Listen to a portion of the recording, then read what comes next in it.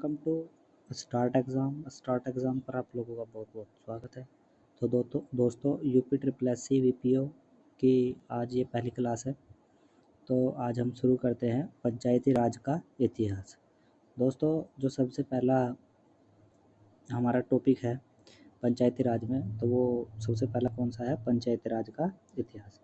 तो दोस्तों मैं आप लोगों को बता दूं कि जो पंचायती राज का इतिहास है उसमें हम सबसे पहले किस चीज़ को पढ़ते हैं? तो पढ़ते हैं स्थानीय स्वशासन के इतिहास को। तो दोस्तों हम स्थानीय स्वशासन के इतिहास को क्यों पढ़ते हैं? क्योंकि जो पंचायती राज है उसी का ही पुराना स्वरूप स्थानीय स्वशासन है। यानी कि आज के पंचायती राज का पुराना स्वरूप क्या है? तो आज के पंचायती राज का पुराना स्वरूप है स्थानीय स्वशासन। तो दोस्तों स्थानीय स्वशासन की वो देख लेते हैं डेफिनेशन कि स्थानीय स्वशासन किसे कहते हैं? किसी भी क्षेत्र विशेष में निवास करने वाले वहाँ के मूल निवासी उस क्षेत्र विशेष में संपूर्ण शासन व्यवस्था का संचालन करना ही स्थानीय शासन कहलाता है। तो दोस्तों इस बात का मतलब है कि जब पुराने टाइम में कोई गांव होता था तो उसके अंदर जो व्यक्ति थे वो उस पूरे गांव का प्रशासन अपने आप ही चला लेते थे, बाहर के किसी व्यक्ति की आवश्यकता नहीं होती थी।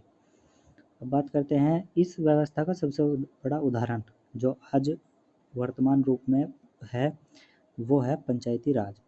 इसलिए हम दोस्तों स्थानीय स्वशासन को पढ़ते हैं। अब बात करते हैं स्थानीय स्वशासन का इतिहास। तो दोस्तों स्थानीय स्वशासन का इतिहास बहुत पुराना है। इसे हम 3 भागों में देखेंगे।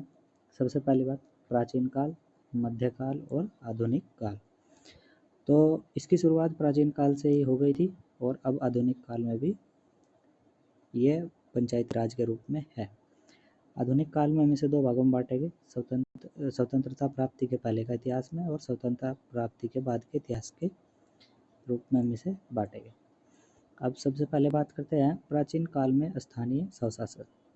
दोस्तों प्राचीन काल के गाँव में जो स्थानीय स्वशासन था उसका जो मुखिया था उसके अलग अलग नाम होते थे। तो दोस्तों उसके क्या नाम होते थे? ग्रामीणी, उसे ग्रामीणी कहा जाता था, ग्रामाधिपति, रेड्डी या पंचमंडली इत्यादि गांव के मुखिया के नाम होते थे। और शासन से जुड़े रोजमर्रा के निर्णय ग्राम सभा से ही लिए जाते थे। यानी कि जो प्राचीन काल में स्थानीय स्वशासन था उससे जितने भी जुड़े रोज के निर्णय थे वो सभी कहाँ में लिए जाते थे? ग्राम सभा में। और राजा भी ग्राम सभाओं के निर्णयों का क्या करता था? सम्मान करता था। मनुस्मृति के अनुसार मनु ने शासन व्यवस्था को सुचारू रूप से संचालन के लिए एक गांव, 10 गांव, 100 गांव और हजारों गांव को अलग अलग संगठन के रूप में बांटा था। यानी कि स्थानीय स्वशासन जिससे अच्छी तरीके से चल सके तो उसने उन्हें 1 गांव, 10 गांव, 100 गांव, 1000 गांव के रूप में अलग अलग करके बांटा था। अब बात करते हैं वैदिक काल में स्थानीय स्वशासन की। तो वैदिक काल में स्थानीय स्वशासन की जानकारी हम देखते हैं। तो वेदों में ग्राम अधिकारी को ग्रामणी कहा जाता था। ग्रामणी का चुनाव ग्राम परिषद के द्वारा किया जाता था। प्राचीन संस्कृत ग्रंथों में पंचायत शब्द मिलता है जिसमें पंचायत का अर्थ 5 प्रबुद्ध लोगों का समूह है। वैदिक काल में स्थानीय स्वशासन को चलाने के लिए 3 संस्थाओं की आवश्यकता थी। यह उल्लेख मिलता है किसका? सभा, समिति और विदत का। तो दोस्तों उत्तर वैदिक काल में आप लोगों को पता ही होगा कि सभा और समिति की स्थिति बहुत खराब हो गई थी और सभा और समिति को प्रजापति की 2 पुत्रियां भी कहा गया है। तो अब चलते हैं सबसे पहले सभा का क्या काम होता था? तो दोस्तों जो सभा थी उसका मुख्य कार्य था न्याय करना। यह एक प्रकार की क्या थी? पंचायत। इसमें चुने हुए लोगों की एक महत्वपूर्ण संस्था थी। मतलब सभा में वही व्यक्ति बैठ सकते थे जो चुने हुए लोग थे। इसके जो पुरुष सदस्य होते थे उस समय और महिला सदस्यों को सभापति कहा जाता था। आकार की दृष्टि से यह सबसे छोटी सभा थी क्योंकि इसमें चुने हुए सदस्य ही बैठते थे। बात करते हैं समिति की। दोस्तों जिसका कार्य होता था कानूनों का निर्माण करना। यह आम जनप्रतिनिधि संस्था थी, और जब यह आम जनप्रतिनिधि संस्था थी तो यह सबसे बड़ी संस्था भी कहलाएगी। कार्य, यह राजा का चयन करती थी और उसे हटा भी सकती थी। इसका कोई भी सदस्य अपनी बात रख सकता था, और इसका अध्यक्ष क्या कहलाता दोस्तों? ईशान। तो एक क्वेश्चन भी आप लोगों का पूछा जा सकता है कि समिति का अध्यक्ष क्या कहलाता था? ईशान। अब बात करते हैं विदत की। तो दोस्तों अगर पूछा जाए कि बताइए सबसे प्राचीन संस्था कौन सी है जिसका उल्लेख मिलता है, तो वो है विदत, जिसकी जानकारी हमें ऋग्वेद में मिलती है। ऋग्वेद से हमें विदत संस्था के बारे में पता लगता है। यह धार्मिक तत्व एवं सैनिक महत्व के कार्यों को संपादित करती थी, और इसमें महिला भी भाग ले सकती थी। बात करते हैं महाकाव्य युग की। तो दोस्तों महाकाव्य युग में रामायण और महाभारत आएंगे। अब देखते हैं उसमें भी स्थानीय स्वशासन की बात की गई थी या नहीं। तो सबसे पहले रामायण की बात करेंगे। तो रामायण के अध्ययन से पुर और जनपद के संकेत मिलते हैं, जिसमें नगर को पुर और ग्राम को जनपद कहते थे। तो आप लोग देख सकते हैं कि रामायण में भी स्थानीय स्वशासन की जानकारी मिलती है। अब बात करते हैं महाभारत में। तो महाभारत में ग्राम के ऊपर 10 मतलब एक गांव के ऊपर 10 गांव, 20 गांव, 100 गांव, 1000 गांव ग्राम समूहों की इकाइयाँ विद्यमान थी। तो अब इनकी प्रशासनिक व्यवस्था देख लेते हैं कि किस प्रकार ये थे। सबसे पहले बात करेंगे कि इनके कार्य क्या क्या होते थे। जो गांव थे इनके कार्य क्या क्या होते थे, या फिर ये कह सकते थे कि इन लोगों के क्या कार्य होते थे। सबसे पहले हम देखते हैं कि एक गांव का जो अध्यक्ष था वो क्या कहलाता था दोस्तों? ग्रामिक। 10 गांवों का दशक, ये यहाँ पर है, और 20 गांवों का विशंति अधिपति, 100 गांव का सतग्राम अध्यक्ष, और 1000 गांव का ग्रामाधिपति कहा जाता था।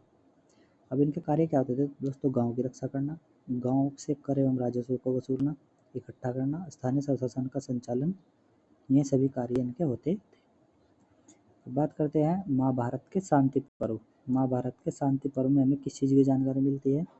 तो आप लोग देख सकते हैं कि महाभारत के शांति पर्व में स्थानीय स्वशासन की जानकारी मिलती है, जिसमें जनपदों में ग्राम स्वशासन और पंचायतों के गठन के नियोजन की निर्वाचन का उल्लेख मिलता है।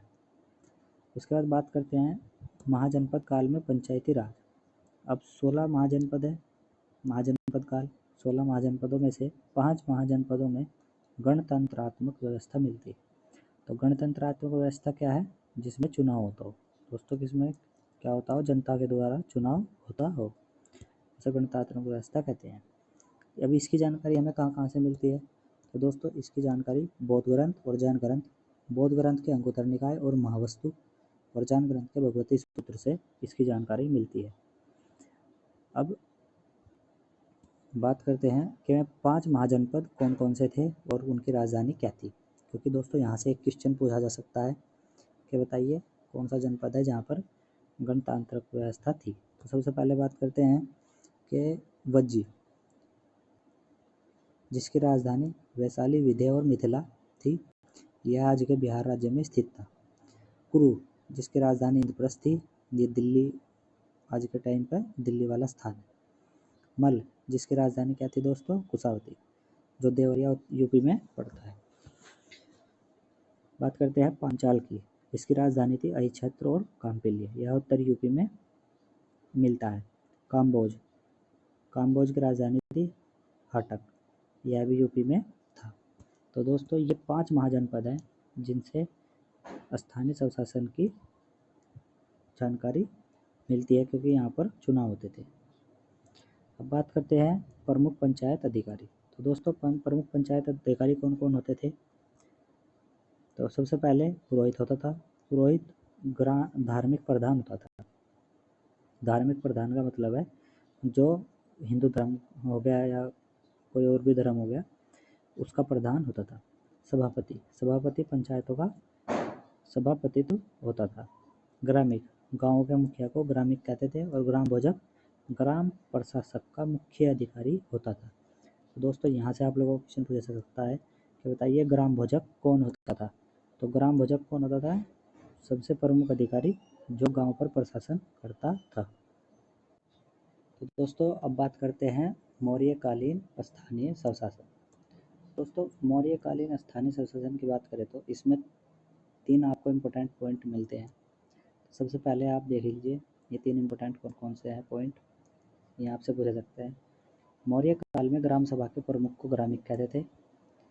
साधारण विवादों के लिए ग्राम सभा न्याय सभा का कार्य करती थी और मौर्य काल में सभी गांव अपने आप में पूर्ण स्वतंत्र गणराज्य जैसे कार्य करते थे। अब चलिए बात करते हैं चाणक्य के अर्थशास्त्र में स्थानीय स्वशासन की इकाइयों के लिए ग्राम पंचायत का उल्लेख मिलता है। इनके किसका मिलता है? ग्राम पंचायत का उल्लेख मिलता है। बिंबिसार की सभा में 80,000 ग्रामाधिपतियों को बुलाया गया था, इसका उल्लेख मिलता है। अब बात करते हैं मौर्य काल में ग्राम सभा के कार्य क्या क्या थे। तो नहरों व तालाबों का निर्माण करना। तो दोस्तों क्या कहते हैं? नहरें, तालाब आदि का निर्माण करना, देख रेख करना और कर या चुंगी लगाना, ये सभी कार्य मौर्यकालीन ग्राम सभा के कार्य थे। तो दोस्तों आज के लिए इतना ही। अगर वीडियो अच्छी लगी हो तो वीडियो को लाइक करें, चैनल को सब्सक्राइब करें। और दोस्तों अगर आप लोगों को ये PDF चाहिए तो आप टेलीग्राम भी ज्वाइन कर सकते हैं, मैं टेलीग्राम का लिंक डिस्क्रिप्शन में दे दूँगा। आज के लिए इतना ही। वीडियो को लाइक करें, चैनल को सब्सक्राइब करें। धन्यवाद।